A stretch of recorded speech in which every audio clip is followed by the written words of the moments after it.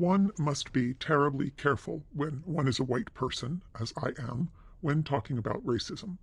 There are numerous reasons for the need for this care, most critically that, as a simple matter of fact, we have never experienced racism, and while we likely have experienced other forms of prejudice, sexism or classism, say, it's more than fair to hold that our life experience excludes us from fully understanding what it is like to be considered by idiots as the other because of the color of our skin. This does not mean that we can't have or shouldn't have an opinion about racism, and that opinion is, for any sensible person, that it is reprehensible. Sensible people will also, however, be aware that racism, however disgraceful, exists. It was recently reported that Harry and Meghan were named in racist messages sent by 6 former officers of the Metropolitan Police Service. The alleged conduct of those 6 officers is disgusting and, of course, wholly unacceptable. But let's ask Eric Garner, Michael Brown, Tamir Rice, Alton Sterling, Philando Castile, Breonna Taylor, George Floyd, if they're surprised there are racists polluting the police force. Now, though I could be considered an expert at reacting to sexism, I've had enough practice, I am, of course, no expert in reacting to racism, so I look to history for examples of people who are experts.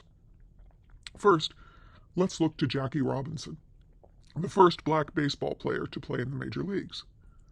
From a really informative article by Peter Dreyer in The Atlantic, Robinson, who was playing for the Negro League's Kansas City Monarchs after leaving the Army, was identified by Branch Rickey as a potential barrier breaker because he was someone who could be, in today's terms, a role model.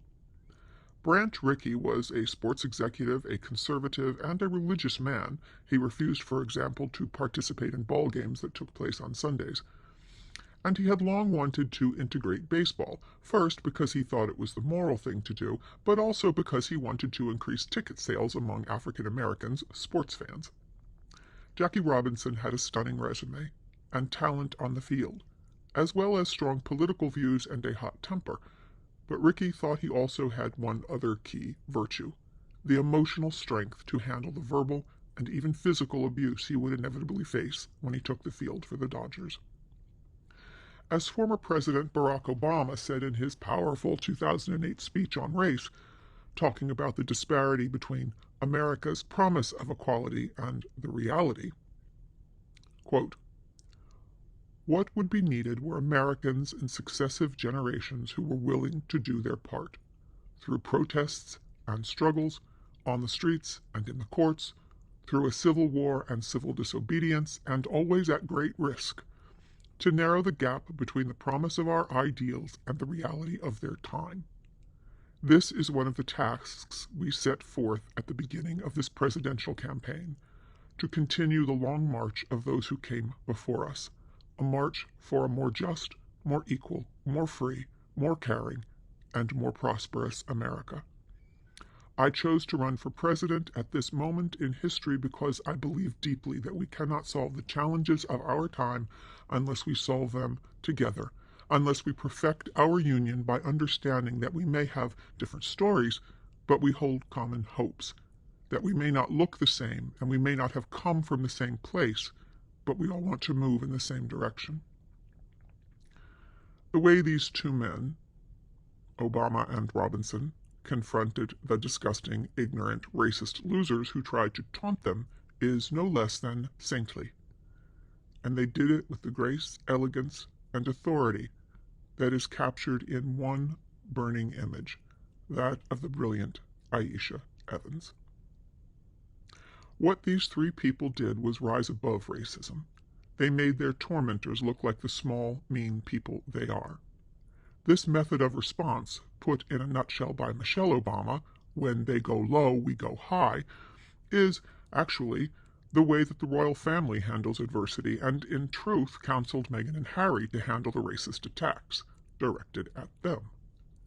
In fact, it is the way the royal family is handling the drama and trauma created for them by Meghan and Harry.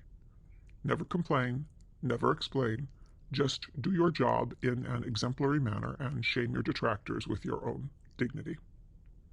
As Ice Cube recently said if the former royals had, quote, stuck it out as working members of Harry's family, they might have been able to make some changes from the inside.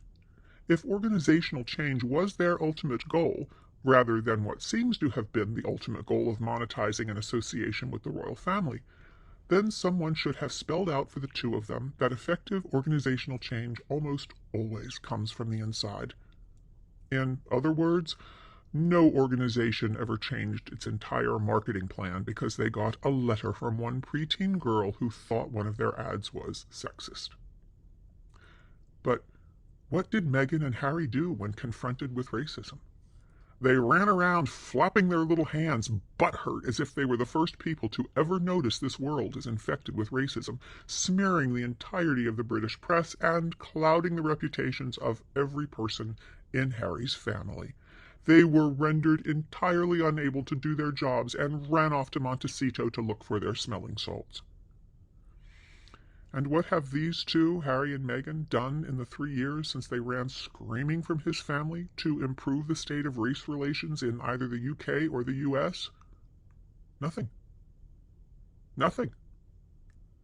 Nothing except smear and bitch and whine. If you like what we're doing here at The Authentig, give us a like, subscribe to the channel, ring the bell so you'll be notified when a new video goes up, and leave us a comment and tell us if we've missed anything and Harry and Meghan really have done something constructive in the last 3 years. Thank you for watching.